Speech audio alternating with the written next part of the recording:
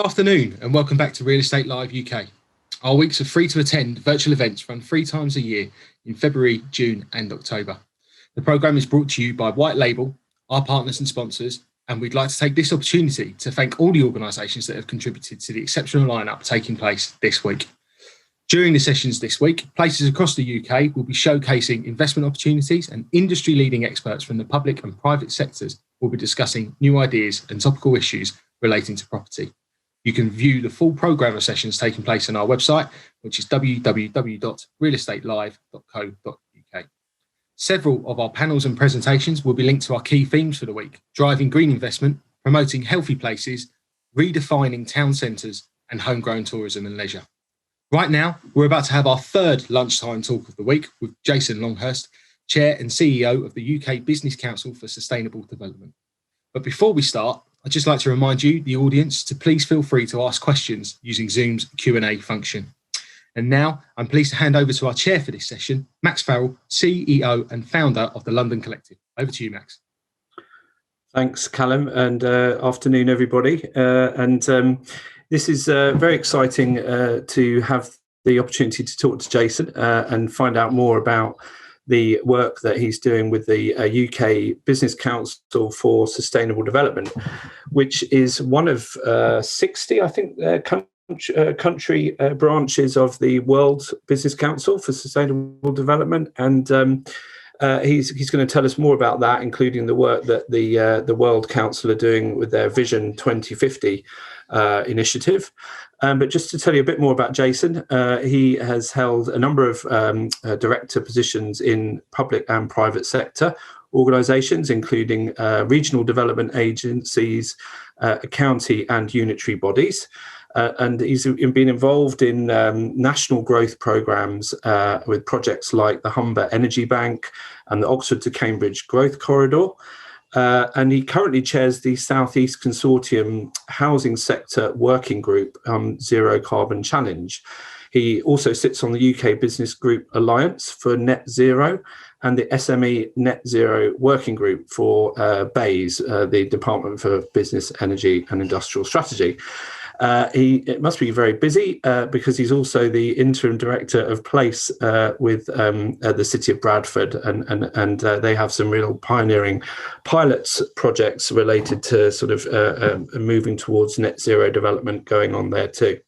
So we've only got half an hour today, and I won't take up any more time because I would like to introduce you to Jason, hear a bit more from him, and then please do put your questions in the chat, and so that we can then open it up to a conversation afterwards. So over to you, Jason. Brilliant. Thank you for that. Yes, busy life, and I think sustainability at the core of all of it, hopefully. So just to give a bit of context, for me, just to give an introduction to UK Business Council for Sustainable Development and our role as part of a network of 66 countries and part of the World Business Council. So as a bit of context, the World Business Council has been in existence for about 24 years now and has heavily been focused on sustainability and sustainable development at its core. How we differentiate from many others is what we look at the whole sustainability element for development. So it's both the organisation, the people, as well as the impact on place. So it isn't just around fabric, it's around actually how we look at total design from infrastructure, investment, development, and that word that's been missing for the last 4, 5, 6 years, which was sustainability. So it's really refreshing the environment we're all working in now and the challenges that we look at. So firstly, the World Business Council represents over 200 global organisations. That ties in 66 networks, i.e. countries. Within each of those, there's another set of membership. So in the UK, we've got circa 50 plus members. We're an invitation-only network, and basically our members are targeted purely that we want the greatest innovators and leaders of the agenda. So these are people that are pushing the boundaries, how you actually apply and do delivery on the ground. This year, we launched a series of test bed projects. You've just heard with another hat on as the corporate director at the City of Bradford. We're looking at a whole city district approach on clean growth. So that will be one of the leading city scale programs that are being done within that global family. But as UKBCSD, we draw our members together, one, on a principle that they have to share intelligence. So this is research that is done internally and normally would be seen as commercially sensitive. So we're sharing that across that member network. The aim of that is the true principles of driving faster pace of delivery, live deliverable sustainability projects. We talk about going beyond net zero. So whilst we support and work with government departments on things like SME Race to Zero, which we're the champion for, we also support the net zero and COP26 programs. But critically, it's about live deliverable projects. This isn't about research. This isn't about CPD. It's about actually how do you harness the very best organisations and bring a shared focus to that agenda. So in the UK, one of our big projects this year is something called mainstreaming SDGs, so the Sustainable Development Goals. We're looking to really use that to take a step forward from things like in procurement, where we judge value on social value. So this is picking up the debate around ESGs and saying, right, now actually we need to drive a faster pace for people to transition. So that's looking at net zero, it's looking at decarbonisation, and it's looking at how you actually apply it on site and deliver. The other aspect, as I've touched on, which we're using Bradford as the test bed, is clean growth. So another one of our core programs is understanding the buzzword from government of it's all about a green recovery. Well, clean growth is already embedded in things at departments like Treasury. So what we're looking at is how do you go from investment to real life economic delivery that is viable, is sustainable, and actually delivers on that agenda. The final area that we focus on in the UK market is smart construction. So a term that's been around a while, but probably the UK is one of the few countries in the world that really segments its industries. So when you talk about development, we don't say, it's about smart construction. We talk about offsite, MMC. We break it down rather than saying we do house building or commercial build. We seem to love putting it in smaller and smaller boxes. So part of our championing is how do you bring that together more strategically. Underpinning all of that is something we really get into in 2022, which is a new Vision 2050. So that's been led globally. So this has got over 200 participating partners, 66 countries, as I've said, backed by the UN, and that starts defining transformational pathways to energy, transportation and mobility, and that's where we're almost comparing city scale events across the globe, so we can use that live data. Living spaces, so we are sharing again real-time projects globally and how we can actually enhance those within the UK market. Products and materials that I think actually the UK is global leader in, but again, it's how we bring those elements together. Financial products and services, connectivity, health and well-being, water, sanitisation and food. So when you squeeze those elements together, suddenly it's a big remit. So within the UK market, we focus that on how can you actually apply this where you're getting impact from sustainable development. So that's a quick snapshot. I'll throw back to you if you want to start exploring any of those areas. Thanks, Jason. Really interesting, and particularly the fact that the World Business Council has this 2050 vision, which, from what I can gather, is about sort of turning the UN Sustainable Development Goals into more practical advice for companies to implement change, systems change, to address all of those different pathways, the 9 pathways that you mentioned. And I was interested to hear that your members have to share intelligence, and that then, from what I can gather, that is then turned into tools that enable others to address and to move towards and reach their net zero targets. So I suppose the first question I have for you is, what do you see as somebody that's kind of involved in thinking very broadly about sustainability and net zero? And with the focus very much on the UK this year, we've just had the G7 and with various commitments from those leaders in terms of climate change and also biodiversity loss. We've got COP26 coming up in November. So what do you think between now and then are the biggest challenges facing the industry, enabling it to reach these ambitious but very necessary we in terms of net zero? Yeah, so to me, I'll be quite challenging. I think we're committed and support. We work closely with BEIS on their SME net zero program, where we're looking at our member supply chains of actually, for me, the key word's transition, which is really clearly as businesses, nobody's noticed that we've crashed through Brexit, which was hidden partially or masked by the pandemic. But as you start coming through that, businesses are already challenged. But what we're seeing is the sustainability debate, the decarbonisation return as probably the number one subject. So for us, it's getting away from an action-based approach where it's just, I've done this and that, you stop. This is about transition where it is consistent and applied. So our role is to provide a challenge, but actually clearly on the pathways to that. So it's where people can, for a simpler term, beg, borrow, steal, and innovate off of good practice. It is as you've touched on, for us, it has to be about the applied approach. So we've got members that are building, some of the first net zero homes that are UN registered. So we can actually look at that, test it, and bring new partners to that approach. In terms of energy provision, we're looking at how, again, you can fast track and look at delivery.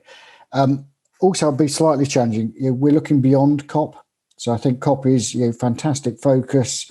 It puts key messages on the table, but it's moving us on from pledges and platitudes to, right, how can we start looking at outcome benefits? So for UKBCSD, our partners, and that's why we share the innovation and learning, is how you can actually apply it on the ground. So we're starting to roll out, as part of our COP approach and into 2022, a series of test beds so you can see it, engage with it, and actually, frankly, it is come and learn, copy, enhance some of those developments taking place. Okay, great. And you mentioned previously about sort of modern methods of construction and moving to smarter processes and systems. And a member of your of the council that is, I believe it's Etopia, that have one of the first sort of zero carbon modern construction methods systems that they're now implementing in pilot projects. And I'm just interested to know from your point of view, and that relates back to the point about the supply chain and the stresses, and particularly in terms of increased costs of materials that we're seeing now as a result of a number of factors, including Brexit. What do you think? What role do you think MMC has in enabling us to address the housing crisis? Because 50 years ago, we had a new town program where we were capable of building 4.5 million new homes in new towns, and we seem to be really struggling here. And I know that that's not entirely down to the processes in terms of technology and the building systems, but in terms of land and policy, in terms of the housing and the planning system. But I suppose that's a very broad collection of points. But I was just interested to know, from the point of view of what role do you think MMC will play in addressing some of the systemic issues that we have, and how can it help with achieve our sustainability targets? So for me, and I probably lessons learned when I was working within the Oxford-Cambridge corridor, when we talk about growth, for me, the word sustainability has got to be key to that. So when you're looking at housing market shift, when I first worked in that sector, and I was with one authority, we started at a level of about 700 units a year. Our target then was 1,400. In a 5-year window, we took that to 2,500. And that was by understanding three basic things. One is a whole market view and understanding of viability. So that's before you get into construction types of and range. I think the biggest bit is that we stop treating MMC as a separate entity. It's not the silver bullet as sometimes presented. It's getting the barriers down that it can be applied as mainstream. And that's where you'll find that a lot of the strategic stuff we champion and position is about how is this better embedded in policy, especially when you get down to local planning authorities. They don't understand or fully engage with some of the technical elements. So I know I've put a major procurement out for affordable housing where we wanted 100% MMC off-site development. We got 0 bidders for that because we just didn't understand the build approach. The specifications we put out to tender were basically challenging for any MMC provider to actually deliver. So I think, one, it's that whole market offer. It isn't a silver bullet. It's part of the solution. It can be applied to key areas to either go faster with new players in the market like Project Utopia. They're looking at the ability to retrofit as well as the new build. We're working with partners like Yorkshire Water that have gone less down the energy route and are looking at more water efficient homes. So it's how you start making sure that actually is mainstream development. So again, I like to get away from the individual labels. We're talking about residential build. It's about sustainable homes. So with the South East Consortia, within that, I think there's the range of partners we got for affordable housing. It is about the clarity of where you can look at retrofit, what your specification is for new build. And actually, that's why we've gone for the word. It's about sustainable homes rather than a big ticket label of it's a net zero home. So it's a whole solution approach rather than being siloed for us. Very good. And just on that, in terms of it being more holistic, because I know the other council that people will be familiar with in the UK is the Green Building Council, that is also part of a global network. But your Business Council for Sustainable Development is a broader, more strategic influencer of policy and systemic change within companies. And I thought it was good that right at the top of the website it talks about the 3 big problems that we're facing globally in terms of not just zero carbon, but the biodiversity crisis and also structural inequalities, and all of which are interconnected. And you mentioned the Ox Care mark, and yesterday we at the LDN Collective we launched a new project that we're planning a new town for 6,500 homes in South Oxfordshire, and we are intending to increase biodiversity. And as part of a mix of ways of addressing the climate emergency, but also things like nitrogen in the air and water. But I noticed on your website under the collaboration page, you have one of your pilot projects is a natural capital planning tool. And I believe that's a project that you're doing in collaboration with Birmingham Council and University of Birmingham. And from my own personal point of view, I'd be very interested to finding out more about that, because people, in order to kind of take people with you on this journey, you need to give them good understanding and good evidence about the natural capital that already exists and what it does in terms of climate regulation and air quality and so on, but also have a way of measuring change over a period of time. So if we are genuinely saying that new development can actually improve the diversity of species and plant life and actually air quality and nitrogen in the air and water, can we have a sort of what we're suggesting is almost have a GIS master plan that factors in all these things from the outset, that you can then track performance over a phasing of a development over 5, 10, 15, 20 years. So I'd be just quite interested to hear your thoughts about that as an approach.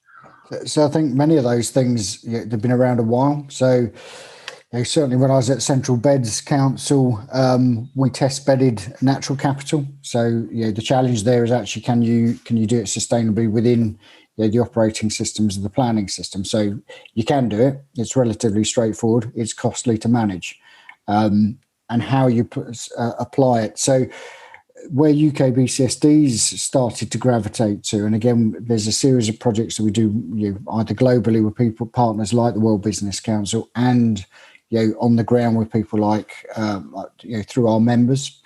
A lot of that is around. We did a garden village strategy a couple of years ago, which was looking at what is the basic metrics you can bring to this. So that's where we've arrived at mainstreaming the SDGs as a base. So what we've extracted from that is you can report against all 17 SDGs. We draw that back to 6 principal areas. One of those is environmental, and that's where you insert things like, right, what is the best metric or measure for that, which would be natural capital. There are a couple of other mechanisms. There's thousands of platforms out there. So what we're trying to look at is endorsing those that allow open source data to be behind them, so you can measure transformation, you can actually keep it current, and it's that live understanding. So what we're interested in, that's why I say it's about outcome benefit, is it isn't just about saying I've done net zero. We want to make sure that we're hitting raising equalities, we're improving access, energy security, fuel poverty, all of those elements start coming into this. So that's the path we've gone down, and partly we're launching in terms of an SDG platform where you should be able to measure your progress. So it's about constant transition and transformation, and it sort of goes beyond net zero. So rather than thinking we're going to hit a point and go, we've done net zero, you're never going to hit net zero. It's about the multiple benefits you can actually hit. So we're going to need that continuous improvement. And if we did hit net zero, great, it will be hitting a scientific target we set. But there's already, I think I used to say 47, there's now nearly 60 definitions of what net zero is. So for me, where's the metric? How do we actually show positive delivery? That's going to be the challenge. Natural capital and elements like that are part of the solution. We're not short of solutions. It's the path to bringing them together. Very interesting. 60 definitions, you say, for net zero? Yeah, well, the Southeast Consortium, we started on the path of it being a net zero approach for affordable housing. So defining it, then putting the steps that we would take to either look at new build, retrofit, as well as how you shift your organisation to provide net zero affordable homes. So the original analysis work is depending on which department you talk to or which policy you draw, or actually a series of other works, research, etc. that's been done. The definition of net zero is carved up a number of ways. But do you think that we are moving towards a more sort of universally agreed definition from the point? Because I know from my own experience that there's always some people that focus on operational emissions and not embodied, and then there's others who will look at the buildings but not the infrastructure, for example, when looking at a net zero. So I think it's organisations like yours that are sort of global, but also countrywide, and also across different types of businesses that are in a good position to come up with more universally agreed sets of definitions that don't enable people to fudge it, as it were.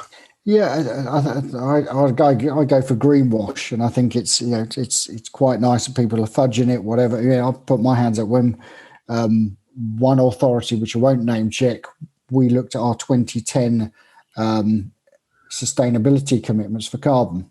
In 2020, we hit them. So in fact, we exceeded them by 40%. So fantastic. What a brilliant cutting edge authority. If you looked at the little small print, it didn't say we could do it by getting rid of the stock and assets that we had that were negative for carbon. So what we did was shrink our estate. So one, we didn't need it, but two, we disposed of the most, negative impact in terms of carbon assets. So the level of adaptation we actually undertook was probably, it was to about 20% of our stock, but we shed 60%. So we met our target. So to me, this is about keeping it very real. So public sector can set a bit of a defined path to that, and it's then got to be backed up by a common metric. It's the first time I've known us head down these sort of paths for a major commitment where we don't have a single common metric. And that's where we've been looking at and working with partners to say, actually, it should be the SDGs. They're globally agreed. Yeah.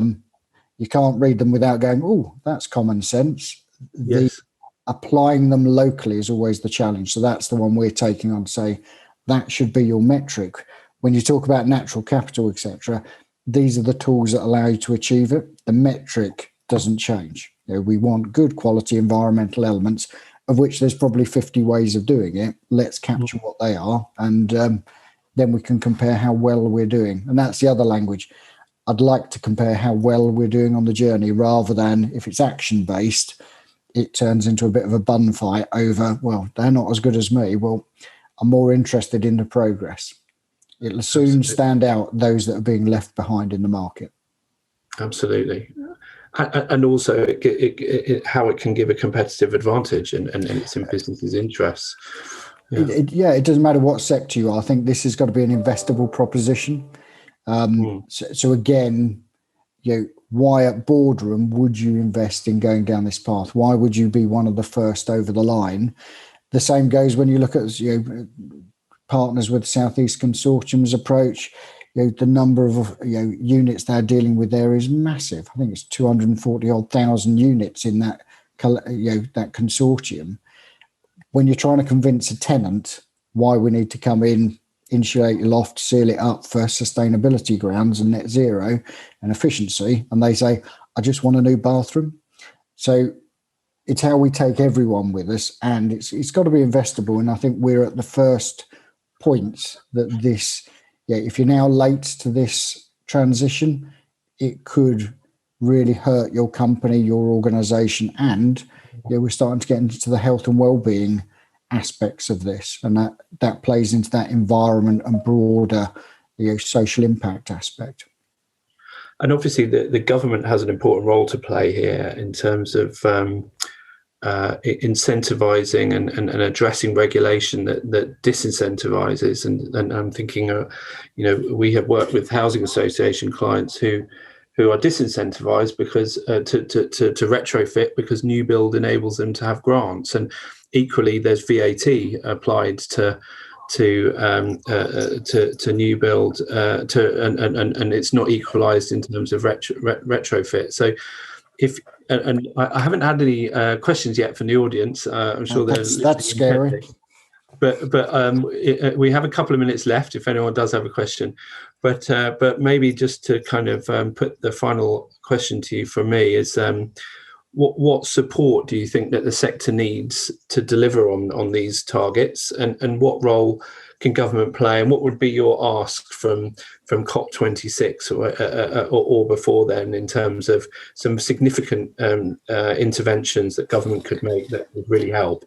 So weirdly, we would push for an SDG Act. So we move forward from social value, we move forward from the Environment Act. We got lots of acts that are bits of everything.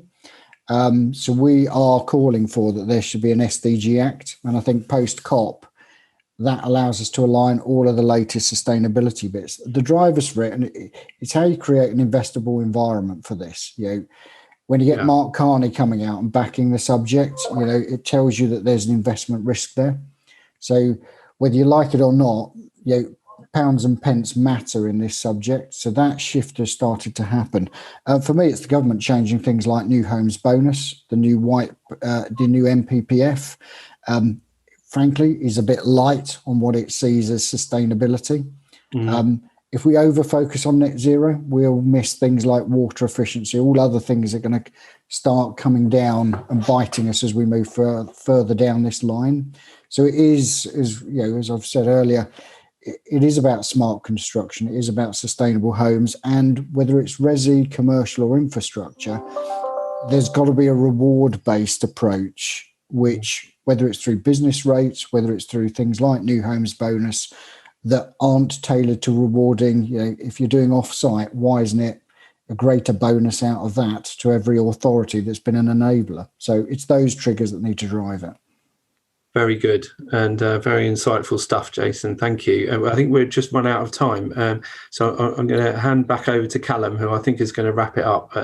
We could have kept going, and we've just had a couple of questions in for the audience, of course. But I'll forward them on to you, Jason, and maybe we can get in touch with people directly about those.